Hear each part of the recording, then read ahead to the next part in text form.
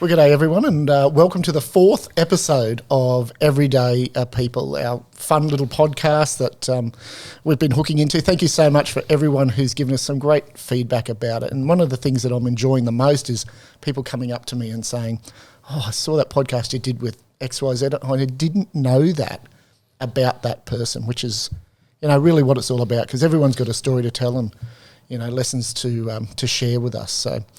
Of course, we thank Prime Agents, one of Harvey Bay's leading real estate firms, for supporting the podcast. And tonight, my guest is Darren Bosley, or otherwise known probably around town just as Boz. How are you? Yeah, good, thank you. Good. Is this your maiden voyage into podcast land? It is, yeah. Okay. And then having video as well. It's confronting. Yeah, well, you know what? It's interesting you say that, because we started out saying... let's do audio only and put it on Spotify, and let's do Facebook and let's do YouTube and all that. And in the end, we just went, oh, fuck, this is all too hard. Let's just do the video and put it on YouTube. Yep. And people could go to our Facebook page. Of course, if you don't like the Everyday People Facebook page, please do so. And people just click through the link on the YouTube, and it's been great. We've been getting like 800 and 900 views. Great. Yeah, and people must be bloody bored. That's what I'm prepared to say. All right, let's start at the very beginning of the Darren Bosley journey. Where were you born? Where did you come from? Adelaide boy. Another Adelaide boy. I think Lukey Schoff, the principal of St James, was on a while. He's from Adelaide. There's some really, I saw Luke's interview, and there's some really common things I had with Luke. So, being an Adelaide boy, and his connection with Albury Wodonga as well as my family, my mother's side of the family's there, and I spent a lot of my childhood in holidays around Albury Wodonga in a little town outside there called Tabletop, which Tabletop. My grandfather was the station master for Tabletop for many years. He was in the railway for over 40 years, and still remember the day they built the Ep004 pub at Tabletop, which was the first Ep004 pub built in Australia. Do you know the history of the name Tabletop? Because that's a pretty funky name. No, I don't. No. It's different. But Adelaide, born and raised, and just a typical childhood, I suppose. What did your mum and dad do? What did they do for crust? Yeah, look, Dad's got a really interesting... he talks about being a self-made millionaire when $1 million was $1 million. That's a lot of money back then. He told me a lot, but he actually was Ugg boots. So in the 70s, when Ugg boots were just the craze, it was the fashion statement for everyone to have lace-up, zip-up Ugg boots. Dad was the biggest manufacturer of it in Australia. And really? Yeah, came across it just as he was working for an automotive salesperson. Saw a need to put sheepskin rugs or sheepskin on car seats, and before he knew it, he was filling out an order for something like 50,000 to Ford to do that, and just went into that industry. And so we were really lucky. I mean, I was a very privileged childhood, but Mum and Dad made sure we were fairly grounded. We grew up in the southern suburbs of Adelaide, and it wasn't a completely rough area, but we played in some great football clubs, and we lived there most of our lives. We just didn't want to move away. Yeah, that's an interesting theme that you talk about there, because people that I mix with and you would mix with are parents who were fortunate to be successful in business in life when you were young. I tell you what, they didn't give you too much for free. And they instilled that work ethic into you, I think, and the value of a dollar. From a young age. Brothers and sisters? Yeah, I'm the eldest of three, so I've got a middle brother and a youngest is my sister Kelly and my brother Craig. My brother Craig still lives in, he moved to Albury 15, 20 years ago, and he still coaches AFL football there. Is that right? Yeah. So who's your team? Oh, I'm a Collingwood man. Oh, yeah, I'm a Collingwood man. It does show that anyone can get on this podcast. Yeah, yes. They tell me I'm like a Manly supporter, It's either love him or you hate him. Yeah. Okay, and what's he do? What's he do for a living? He's almost a school teacher. He's been in the education for a few years now, and I think he's got his teacher's certificate, and he's still a very good coach. Coaches at a really good level in that league, and the leagues there are very, very strong. And we both went to I talk about we're very lucky because the parents made sure we went to a very good college, a college in Adelaide called Prince Alfred College, which is famous for the Chapel boys. Yes. And their grandfather, Victor Richardson, and very, very strong cricketing, but football, AFL football, I played with a couple of guys who end up playing AFL football, and I loved it. I mean, great schooling. Any photos of you donning the halls of the school? Or not? Actually, someone sent me an email the other day where I was in a couple of the first 18 sides, but very nice. Yeah, I had one of the nasty privileges of being the first guy sent off in what they call the inner coal, which I collected a guy, not too badly, but behind play. But anyway, that's another story. And your sister, what's her working life? Yeah, Kelly still lives in Adelaide, just around the corner from my parents in Adelaide, obviously. And, she's working for Centrelink at the moment. Very busy, obviously, with everything with the COVID. Goodness and things. me, yeah. No doubt. Okay, so uni, did you any further education outside high school? Or what were you like as a student at school first, like academically? Look, above average, but not great. Yeah. And I'm not a great studier. I always loved the sports environment of the school. So, but I was always I don't know why I was always going to be an accountant. So when I finished school, I went to uni for 2 years doing a Bachelor of Accounting and realised why people hate accountants. It was just terrible. I just didn't get along, and it was a waste of time. Stimulating, probably not. Yeah. Yeah. Oh, fair enough. Okay, good. So on to uni. Did you do uni? Well, yeah, I sort of did a couple of years of a Bachelor of Accounting, and then that's when I sort of preferred to make some decisions on some things, and I fell into the marketing. So I studied a Bachelor of Marketing and did a couple of years of that, and then realised I was probably running out of money by then and needed to get a real job. Yeah, so really, I mean, if I had my time again, I think there's a lot of people that suit getting that studies and getting it out the way, but then there's others who just need to get straight into the workforce and find their way. And, I wasn't planned this way, but I end up by about 23, 24 just sort of falling into the advertising world. And my first advertising job was working for Val Morgan, the cinema advertising. Yes, yeah, Val Morgan. Gee, that goes back, doesn't it? Yeah. And I just thought it was the greatest thing in the world. I was a movie buff, and here I was selling ads up on the cinema. I thought it was the greatest thing on earth. But, just after about 12 months, I got bored, and then someone said to me, why don't you go work for the local newspaper? So that's how sort of the newspaper career started. Right.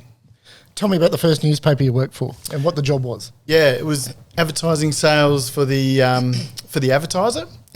So News Limited in Adelaide owned all the papers, so you didn't have a choice. And so it was either the local messenger or the advertiser and Sunday Monday. And interesting enough, my grandfather and my uncle both worked for News and the Advertiser in those days. And the Advertiser was famous because I think it was Rupert Murdoch's very first newspaper. His father bought him the paper. That's right. And there's an interesting, I tell this story to a few friends, that the second day I started at the Advertiser, I got into an elevator, and there's this older guy and a younger gentleman, and the whole elevator just froze, and I'm thinking, what's going on here? And then they left and got out on the sixth floor, I think it was at the time, and then they said, oh, that was Rupert Murdoch in Lachlan.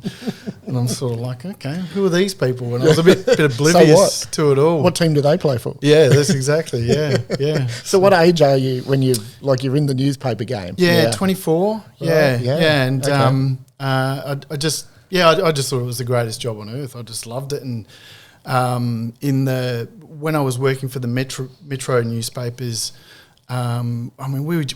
we had some of the biggest selling newspapers of all time in the history. So during that time, the Adelaide Crows won premiership. So the Sunday Mail, which I worked on for a couple of years, had their biggest sales in the history. And then Princess Diana's death was around the same time. So there were some other big papers. So it was really sort of getting towards the end of the heyday of newspapers. It was like they just couldn't do anything wrong. And look, I guess for those who might be watching it, particularly younger people, these were the halcyon days of newspapers in Australia. And, back then if you wanted to sell a car or you had to take an ad in the classifieds. And they used to be called the rivers of gold because, you'd get thousands and thousands and thousands of dollars of ads on this one page.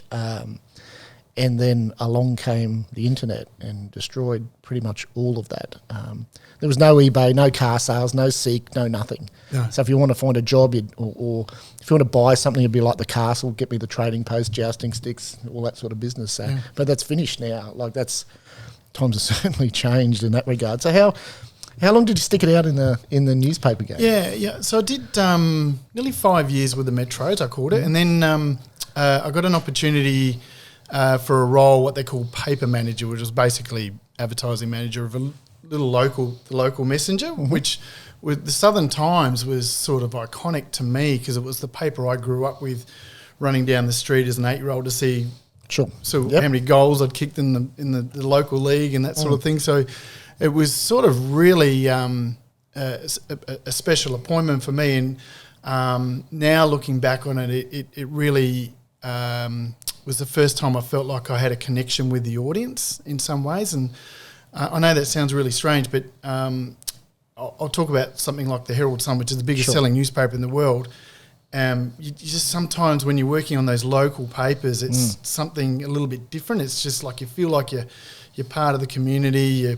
You become best friends with the local car dealer, and that sort of I did that for 7 years, which sort of put me in sort of some middle management roles and managing people, which I really enjoyed. But it sort of opened up a few opportunities to move within news to other states. So we explored that, and it was a big move for us at the time. And so I think it was about 2005. I'd been with news for about 11 years. There was an opportunity as advertising manager to Geelong Advertiser. Okay, yep, know the paper well. Yeah, and at that time, regional newspapers, there was 4. There was the Gold Coast, there was Townsville, Cairns and Geelong, and they were big money earners, and they really owned the marketplace. And I really enjoyed their great people. Again, that connection with the local community, except I'm not a Geelong supporter, although my wife converted to following them. And then after being there for 12 months, they asked me to work at the Herald Sun, which was sort of like almost the Eiffel Tower of sort of architecture. It was the biggest selling newspaper in Australia at the time, and so worked in there for 4 years. And it's a different job, even though the business is bigger. When you're on a smaller community paper, you're across everything, like editorial and advertising production, the whole box and dice. But when you work on those metro papers, you just do this. Please don't do anything else. And I don't think you understand the commercial aspects of the business as much either, because I don't want to tell you anything. So it's great to do those local community papers. And it's interesting that since News Corp has got out of that gig, there's been such a huge amount of new papers open up in that space and doing really well. I think the Queensland Country Press Association has had 15 new newspapers start up in the last 12 months, which is just nuts. It never happened before. Yeah. And going great guns. Yeah. Which is really good. Yeah. Okay. So you're married, you've got kids, of course, yeah? Yeah. 2 girls, 18 and 21. I've survived those teenage years. Yeah. Oh, dear. I used to say to Leah that when I thought the kids, when they got older, that it'd get easier, but the problems just get bigger and more expensive. No. But certainly that's what I found. Okay, cool. So how do you end up in Hervey Bay? Yeah. Tell us the journey to get to here. Yeah, so that's the connection with news. It was, as I mentioned, I was only 1 year at Geelong Advertiser and went into the Herald Sun. And then, about 4 or 5 years later, I got a phone call from my then general manager, my previous general manager at the Geelong Advertiser, a guy called Blair Burr, who was working for APN. I'd never heard of APN, never knew nothing about it, and connected me with a guy who was the general manager here at the Chronicle at the time, called John Steele, an Englishman, and still really good friends with him. He was fantastic for me. In fact, he had a real lot to do with me coming here because I'd said no 3 times. It was like the family had moved once already from Adelaide. We didn't really want to move again.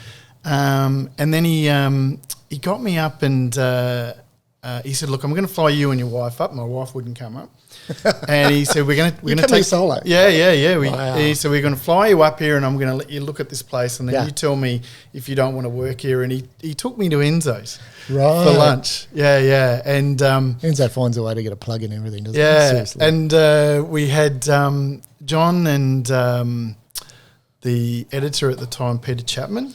And Colourful individual. And Peter could sell anything. He was just the greatest showman and that sort of thing. And they sat there and they really did a number on me. And when I say a number on me, I'm eternally grateful to those guys for convincing me, because it's without doubt the best decision in terms of a career move for me. Did you, without your wife being there, say yes to them without consulting her first? Now, be honest. Actually, I can't remember. That's a good question. Bullshit. You can remember all right. I And then you went home and told her you hadn't made up your mind yet. I just remember it was an August day. Yeah. So I'd come from about 14 degrees, and I'm ringing her and looking at it from Enzo's and saying, "Hun, you got to look at this to see it, to believe it." And Yeah. I just remember the beach looked like something out of a Fijian postcard, and Look, I share the sentiment. Of course, my wife, grew up in Hervey Bay, and I met her down in Ipswich when I had some newspapers down there. And when we sold those, she said, "Right, let's go to Hervey Bay. Let's buy the paper in Hervey Bay and move there." And I was like, "Where's Hervey Bay?"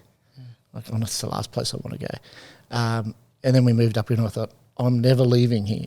This is just the best place ever, and it's got everything, and it's still, big enough to have all the facilities you need, and close enough. You go down to Brisbane. Well, you can't go anywhere at the minute, but you go down to Brisbane, you can be, you can go anywhere from there.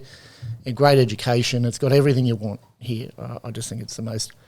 I'm a Hervey Bay advocate. Yeah, I love it. Yeah, and interesting with your question again. I must admit, if she said no, we wouldn't have done it. Yeah, but I think we all know that. I think this is why they say if you want to get something sold, you talk to the wife. And look, she was really let's do it, and I was probably on the fence. Fair enough. Yeah, but it was great. Great decision for you, I think.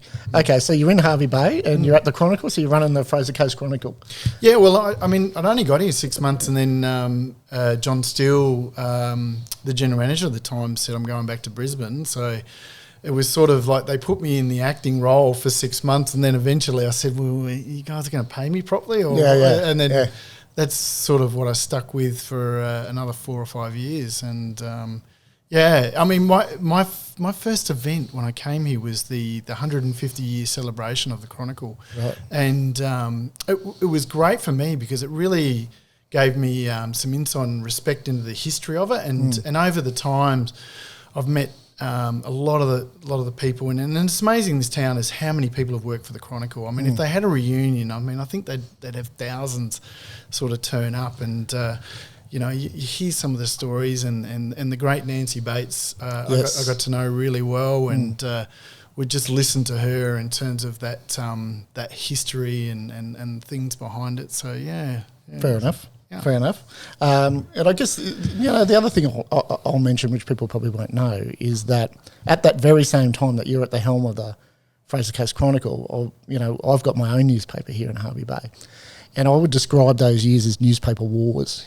We're trying to one-up each other constantly. And a lot of people talk about competition and what it's like. And I think it's healthy, and I think it's great. And I look back on those years when you were at the helm of the Chronicle and we had the Independent here. There's no question in my mind that you made us better business people when we had the Independent, because we were always thinking, what's next? We're going to smash these guys. And I'm sure I know now that I went to APN for a period of time that was the case. But it's good for both of us, and people often say, I just want to have it all to myself. Well, you won't be as successful when you do, because you need that healthy competition.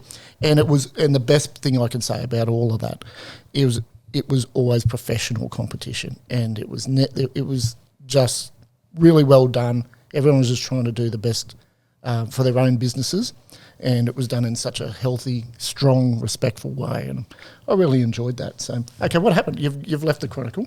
Yeah. Yeah. And what happens then?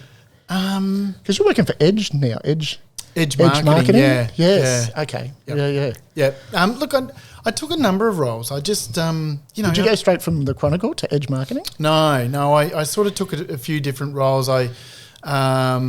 There's a great gentleman, Stephen Tate, who's the head of the Chamber of Commerce of Queensland, who I always had a lot of respect for, and actually sort of had a sort of loose connection with him in news back before I was working in APN, and he was head of APN when I first moved here, and so I went down and see him, just sort of a bit of a career advice, and before I know it, he's talked me into a role working at the Chamber of Commerce, and it was probably ideal for me to have a better understanding of small business from a different way, because I think sometimes in the media you are there to provide advice, but you're a little bit sort of one-way directing in terms of where to spend their money. So I really got a great insight into small business, and then took a number of other roles sort of around the place, and eventually which there's a really strong connection, obviously, with Fraser Coast Mates, which we're here to talk about. Yeah, of course. Yeah, we'll get there. Is a gentleman called Daniel Hunges, who I'd known Daniel from the day I moved up here, and we sort of had a bit of a friendship, I think we can call, but we had a lot of close friends who were connected as well. And we came together for Fraser Coast Mates, and after working together sort of at a committee level, that's when he said to me, "Why don't you just come and work for me?" And that's how it sort of all came about. And I've been there for 3.5 years. Loved it, just even through the COVID experience, where we just had to make some major adjustments. It's just been a wonderful experience. Both Dan and Tegan looked after me from day one. I learnt about working for a private business for one of the first times, and also what a great culture was. And the other thing was working for an organisation that grew astronomically. I mean, and when I mention culture, I mean I work for some great teams with news, and just all the people provided a lot. But when you're in a private business, and I don't need to be telling you this, is it's a different type of a culture. It becomes like a family, and Dan has one of his values for the business is we are family, and he walks the talk. He absolutely makes sure, and I felt that from day one. And I've been doing that up until actually tomorrow's my last day. Truly? Yeah, with Edge. Yeah. Okay, where's the pen? Because this is our first scoop.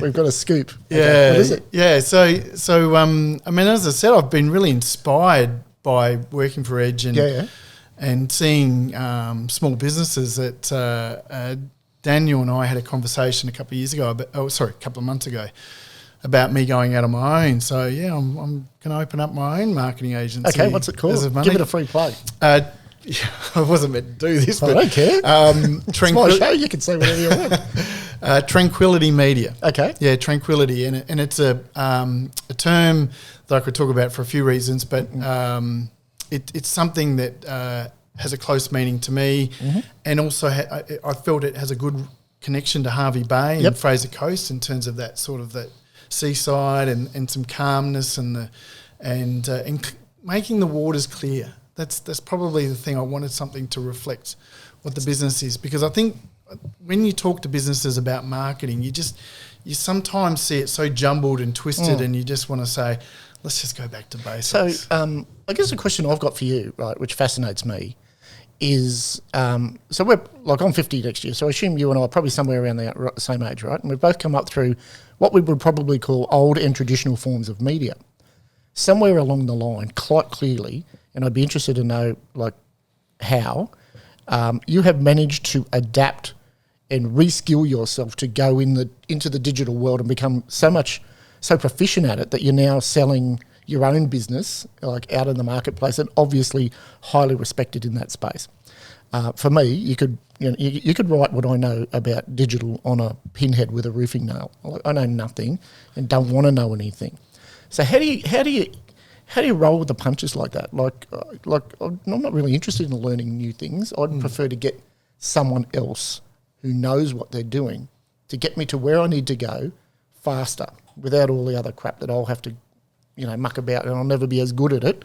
I mean, my kids know more about digital marketing than I'm ever going to know.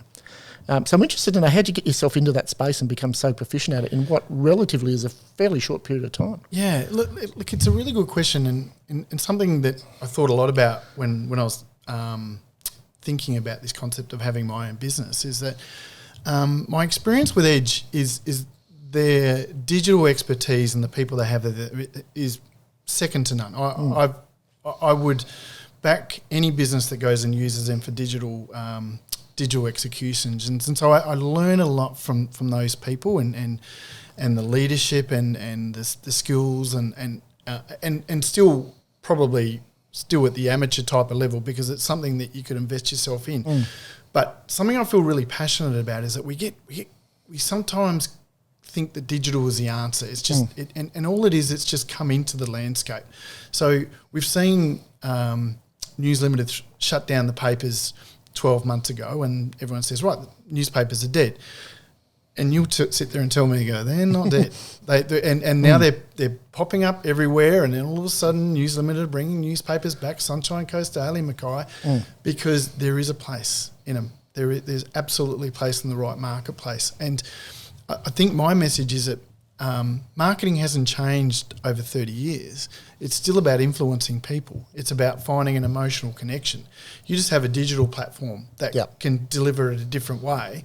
There's still room for the traditional media. There's still room for radio and television and that sort of thing, but they're adapting to the digital age as well. I think at the end of the day, the thing you to consider is that people are still time poor.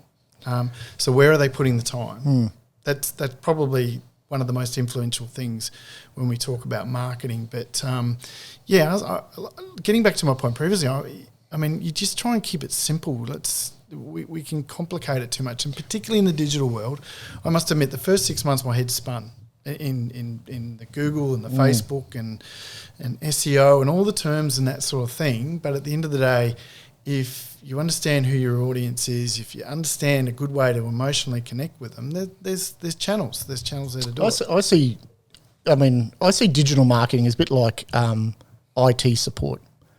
Every business has to have it, but they don't really understand anything about it, but they just know they've got to do it. So they get somebody else in who knows what they're doing to fix it so they can get on with the other stuff. Yeah. That's my view on digital marketing. And I think anybody who tries to dabble in it is better off getting someone like you to do it. That's what I think. Yeah. Okay, let's talk about Fraser Coast Mates. Yeah. Okay, because I know I can tell you've immediately sat forward in your seat and feel much more comfortable that we've got off the subject of yourself and on to the Fraser Coast Mates. So let's go back to the beginning and the genesis of the concept of Fraser Coast Mates. Where did it come from? And what's its purpose for those who may not know anything about it? Yeah. Look, we have to be honest. It started through a tragedy. Just a common friend of ours, and it just caught us off guard. And we'll try and keep it straight when we talk about it. But I remember the very next day sitting down at Aquaview with 8 guys. Really, we'd all know who those 8 people are, and I won't sort of name them at this stage to embarrass them, although I know they will never be embarrassed to mention their names. But we sat around and looked at each other, and there's that look of shock and, obviously despair and just why didn't we see this going? And then someone spoke up and said, why don't we talk? Why don't we blokes speak to each other? Why aren't we sharing our feelings? And then that conversation led to, so if we are struggling, where do we go? What phone number do we ring? Someone said, what's Lifeline? And just went from that conversation to a real, what's the right word? Just a real anger, I suppose, to do something, to change it. So within the space of a couple of months, we got together. And this gentleman won't mind me using his name, but I call him the godfather of Fraser Coast Mates, and that's Bob Wicks. So Bob Wicks got the 8 blokes together down at Enzo's and said, right, Bosley, you're president, right, you're secretary, you're this, you're that, away we go. And he said, go and raise some money and get a counsellor. And that's what we're going to do. And he walked out and I'll leave you to it.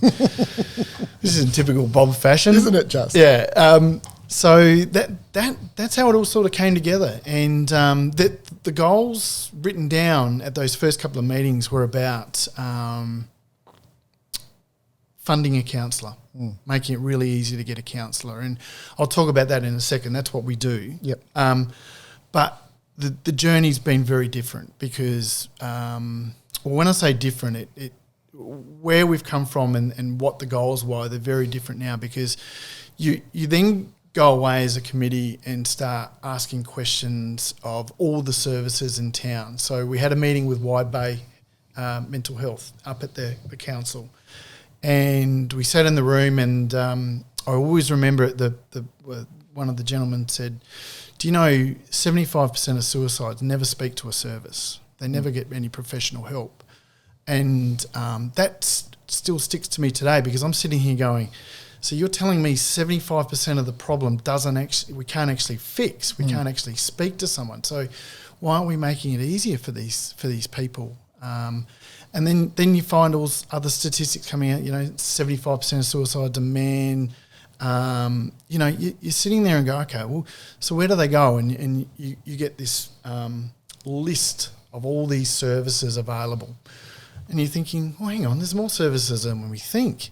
But something that I will say is that I don't think we realise what they're out, how many are out there. I mean, they're so focused that the thing I've learnt with dealing with these services is that they're so focused on the people walking through the door and the people who are reaching out. They don't actually have the opportunity to reach out and market themselves. Play a part in the education that step number one is to do this. Yeah. Start a conversation with someone. Yeah. Yeah. Or actually be promoters of their services because, I'll talk about the journey. The journey is, for me personally, and I know the committee will talk about this, is that not one service will fix everybody. So, I'm not going to say this in a critical manner, but each service sort of tries to get them in the door as they should and get them to speak to somebody. But what we should actually be doing is trying to take someone into a room where there's 5 different doors. And we say, go into every door, meet that different person or different organisation and come out and tell us which one really connected with you, which one really worked with you. And then you develop that service. So, we've done, since the initial committee, we just had some great people, and we still have. I'll talk about our current committee in a second. We sort of went away and talked to the services. Fraser Coast Regional Council from day one have just had the doors open. Anything we can do to help, you let us know. This little publication, if we can get it on the camera, I'm not sure. But that was something that within the first 12 months, it was a common goal. Yep. That the council sat down with us and said, look, we really want to, we agree with you guys. It's too hard to find the services. We need a booklet that we can go to. And then probably our input was more about, okay, there's the services, but something about Fraser Coast in particular. It's got some fantastic natural resources. It's got beautiful coastline. We've got beautiful roads to ride bikes on, walking tracks, all these sort of things. Swimming clubs. Let's really promote these organisations. And so that's been one of our real highlights of an organisation is introducing a little black book that we printed 5,000 copies in the think that'll last us 3 or 4 years. And I think we're sort of 3.5 years down the track. We've now printed 20,000 copies, right? Which the council are fantastic in taking up all the costs. And every time we go to them and say, we need more booklets, they just throw them at us. So from an outsider looking in, right, so you have my perception is that there's a lot now, there's a lot of people talking in the space about men's mental health, which I think is great. And now you don't necessarily feel like you can't have a conversation with someone. Like if you go back, say, 20 years or more, men didn't talk about their problems to anybody except for themselves. And there's been a seismic shift in that about what men themselves don't think is a taboo subject anymore. it seems to me that's the catalyst, that's the starting point, because if you don't have a conversation with someone, you're going to end up worse off than what you are right now. Yeah. The Fraser Coast Mates, in my view, has played a critical role in that, because its profile is, in my view, higher than anything else on the Fraser Coast, because you're always out there talking about stuff, and you're posting on social media, and you're doing events, and you can't make someone, like you can't bring someone to water, but you can have a large enough voice that they understand that it's there. And if they need it, then they access it. Then they'll come to the party. You're and right. I think that's what you guys have done so well, really well. Yeah, thank you. I mean, look, I coming here today, obviously I could talk about Fraser Coast Mates all day, but the thing that really sticks in my mind, and your experience with the Indie Foundation and now the Harvey Bay Advertiser Foundation starting up again, Dunga Derby, we're really fortunate with the community we live in, is that they're just so generous. The businesses are, I've never seen the generosity from businesses here than anywhere else in Australia, because, I appreciate your thoughts on us as an organisation, but I look at Dunga Derby and I think that they are amazing. Amazing. There's no question about that, but I think that you guys get the level of support that you get because people see you as hyper-local, right? And that's not in any way to disparage the other services that are available, but most of those will be what we might term like national services, whereas people know you or know Bob or know Dan or know this person or that person, right? So rather than, going in to see a nameless, faceless person when you're not feeling the best is probably a nightmare for someone, as opposed to, messaging you on Facebook and you going, you know what, I'm not at the top of my game at the moment, and that's a buffer. Like, and people, that's why business want to come to the party, because we see this as our thing, like Harvey Bay's thing, to help guys out. It's just, I think it's fantastic. I also think it's got a bit to do with it indicates the level of what's the right way to say this? Mental health is affecting everybody, right? So if it doesn't personally affect you, you've got a family or friend member. So we know that the sort of the numbers they're talking about, I heard something the other day, 1 in 2 will suffer from mental health. But everybody is impacted. So we had our annual golf day on Friday, and over 200 people in pink shirts, and you're really quite proud of bringing everyone together. But I underestimated what the day does in terms of people bringing out their stories.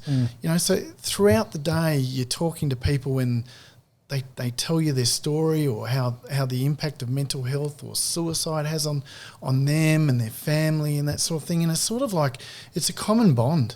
Yeah. And I think that's the thing you want to share with people is, particularly who are suffering, is that the content is to let everybody know they're not alone, right? That they're not alone. They're not the only ones going through it, because I think the common thing we hear from people who are really depressed and suffering in dark places, I feel isolated. I'm on my own. I've got no one who understands. Yep. And you want to get them next to another person and say, no, this guy does. Yeah. This guy really does. I think, I can tell you from my own personal experience that, I suffered from depression from, I would say, easily from the age of 15 through to 28. When I was 15 years old, I was sucking down Aspro Clears at night to try and go to sleep, and my mum was a nurse, so I remember having conversations with her because she would ask me, what's wrong with you? You're seeing a bit off your game, you don't want to go out and do anything. And I would say to her, I remember saying to her, I just don't feel right. And I clearly remember saying to her, it changes the way I look at things. So this is how I explained it to her. It changes the way I look at things. And she didn't understand that, and neither did I, because really I was just a kid at that stage. Anyway, 3 brain scans later, and, when you're living in a regional centre, you go to the doctor and say you don't feel real well, this is what they do. They send you off for CAT scans and so on and so forth.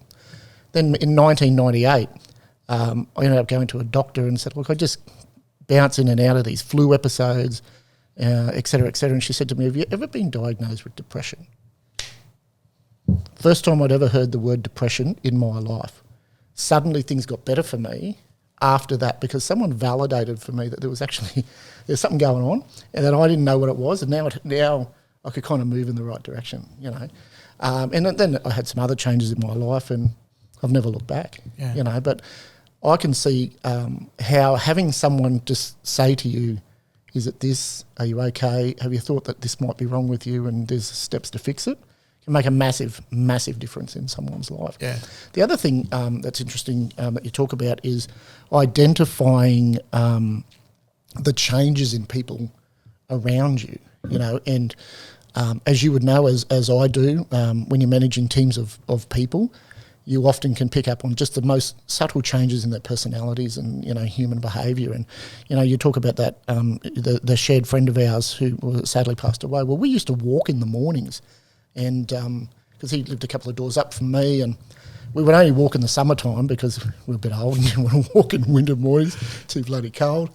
And I was sitting at my kitchen window with my wife Leah looking out, and you know, he walked past and he wasn't walking with me. And my first reaction was to turn to her and say, oh, I wonder what I've done to give him the shits, because didn't ask me to go walking with him anymore. You know, and sadly a few days after that he wasn't with us anymore. Now I think about that all the time. Every time I think about Fraser Case Mates, I think about that. What if I'd done something? What if I'd reached out to him? What if I'd done this, done that?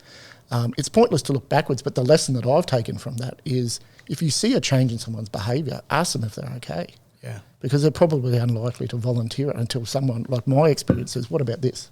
It makes all the difference. Yeah, and the and I say this very respectfully, the experts in the industry will say the person wants you to ask the question. Probably. And you don't necessarily answer in the positive for the first 3, 4, 5, 6 times, but you keep asking.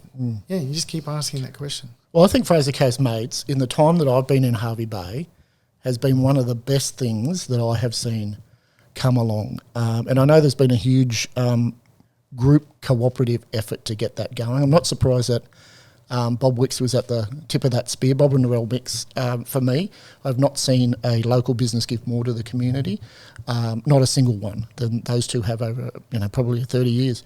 But to see them get behind this and then you guys just take this chalice and run with it, I think it's one of the best things that I've seen. Yeah, and it's interesting. I made mention of the current committee, and look, it's evolved, but we've had great people on the committee who you know, obviously cared hard. But what's interesting in our current committee is we have I think we have 11 on there, which seven are women. Right. And it's grown so strong. We had one on, I think, on the very original committee, and it always reminds me one in particular. Our treasurer, Di, she won't mind me saying this. I spoke at the Chamber of Commerce, and I sort of men this, men that, men this, and she came straight up to me afterwards. I'd never met Di before, and she said, "You know, we struggle as well." And I said, "Yeah, you're right. I mean, it's not like it's just men, is it? We're not an exclusive club, although we do think very differently too." But she also said, you know, we have to live with you. Yeah. Yeah, and she said, look, we are better talkers than you guys, but we have to live with you, so we have to understand how to deal with it. Oh, my wife knows when there's something wrong with me before I know there's something wrong with me. That's for sure.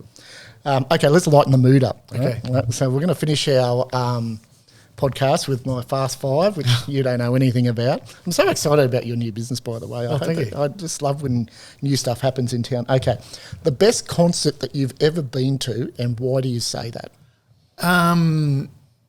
It's like, I'm probably going to use a cop out here, but it's like choosing kids, and sometimes You can say a couple. I've been to. I'm a music nut, so I love my concerts. But I've got to say, the split is between Paul McCartney at Adelaide Oval. Right. Okay. Not recently, then. No. This was back in 91, 92. Wow. Yeah. So he had Linda McCartney, and it was just mind blowing. I was a massive Beatles fan, so it was just like seeing God up on stage. It's a bit different. I would have thought amazing. But then I finally got to see my hero 5 years ago, Bruce Springsteen. Oh, the boss. Yeah.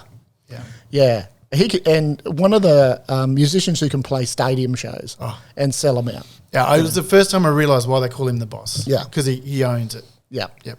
Okay, very good. Finish this sentence. When people are describing me to others, this is what I hope they're saying.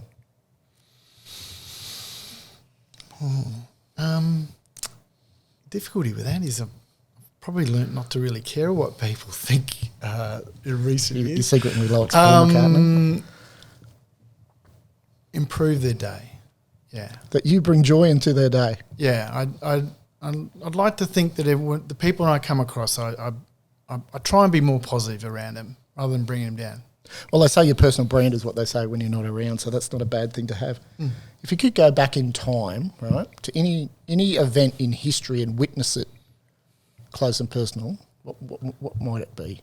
Live Aid concert, Really? Freddie Mercury. Okay, yeah, good call. Yeah. I would have done anything to be there when he came out. And then when you see the Bohemian Rhapsody movie and the story behind it, you Talk just about somebody who owned it. Who's carrying some news at the time that wasn't the greatest. Yeah, nobody was expecting it. He just came out and just killed it. 100%. Yeah. What's your favourite flavour of ice cream and why? Oh, chocolate. Yeah, Really? I'm a chocolate nut. Yeah. You and I should split a pack of Neapolitan because I hate chocolate, but I love the strawberry. And some other goose can have the vanilla. If you're down to your last $20, what do you spend it on? Ticket to the AFL. For $20, what are you sitting in the car park? Yeah, probably. It was standing room only, I suppose. I've only been to one game of AFL in my entire life. Oh, come on. No, true. Really? Yeah. I tell all NRL followers, like I've been to a State of Origin game and I love it, but if you haven't been to an AFL game at the MCG with 90,000 people, it's just... No, I have not. It's just the thing that struck me was how much is going on that you don't see on TV. Yeah. Like there's so much movement around the place. Yeah. All right, well, we're out of time, but I've really enjoyed today's chat. You know, like I've learned a lot today, and I'm going to say to you that you've achieved so much in your working life, and I wish you all the best with your new business. It sounds really exciting. There's nothing better than having your own business. But what you guys are doing with Fraser Coast Mates, mate, that is bloody good. Thanks, so mate. Good on you, mate. Yeah, good on you. Thanks for that. You're welcome. Enjoyed it.